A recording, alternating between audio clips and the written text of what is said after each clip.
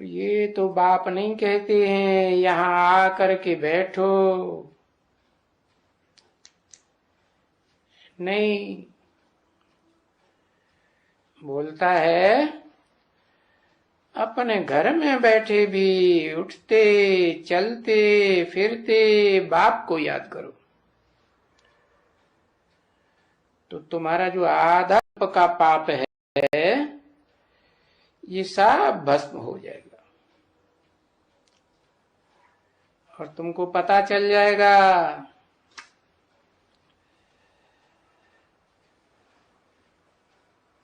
तुम्हें अपनी आत्मा के स्वरूप का पता चल जाएगा कि इस आत्मा रूपी रिकॉर्ड में कैसा कैसा कितने जन्मों का पार्ट भरा हुआ है। फिर तो सतो प्रधान आत्मा बन ही जाएगी, और अभी तो तमो प्रधान आत्मा है। तमो तो अंधकार को कहा जाता है। अंधकार में कुछ दिखाई थोड़ा ही पड़ता है,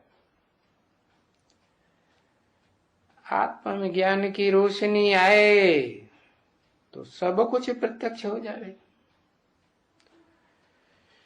तो ऐसी सतो प्रधान आत्मा बनने के लिए बिल्कुल ऐसा ही याद करो, मुझे याद करो।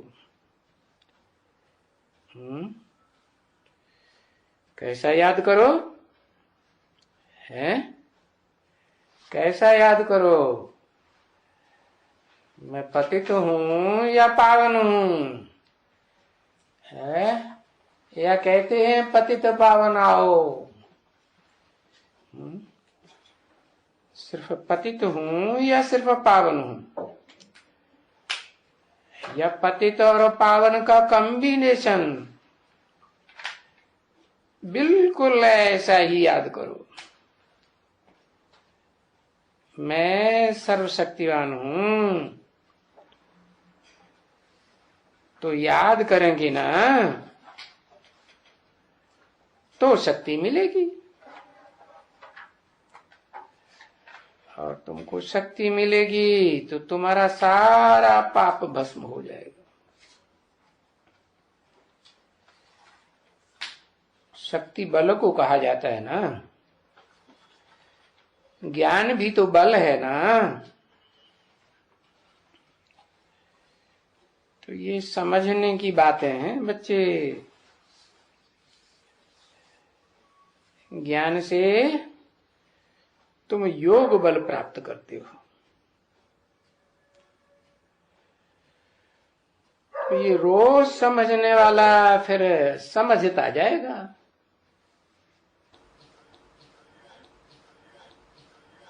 समझता जाएगा, फिर दूसरों को समझाने के लिए भी लायक बनेगा।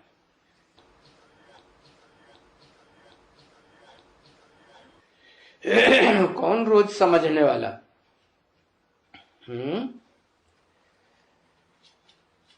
ये क्या बात बोले? समझने वाला,